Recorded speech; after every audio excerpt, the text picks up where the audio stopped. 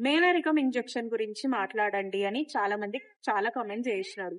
అంటే మేనరికం ఇంజెక్షన్ గురించి నేను ఆల్రెడీ చెప్పినా.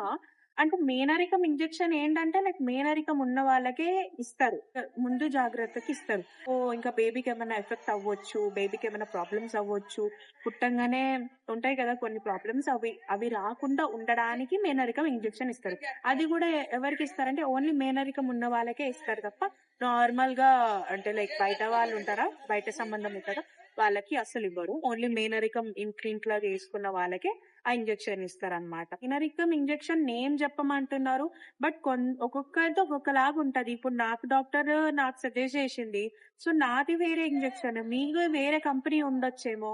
అట్లా మీరు ఒకవేళ మేనరికం గనక ఉంటే డాక్టర్‌కి ఇన్ఫార్మ్ చేయండి. ఇట్లా మేము మేనరికం ఉన్నాము. సో ఏమన్నా ఇంజెక్షన్స్ ఇస్తారా అని నువ్వు స్టార్టింగ్ నుంచే చెప్పిన. ఏమని మేనరికము సో ఏమన్నా ప్రాబ్లమ్ అయితదా అంటే ఇంక అప్పటి నుంచి నాకు ఇంజెక్షన్ ఇవ్వడం స్టార్ట్ చేసినాడు.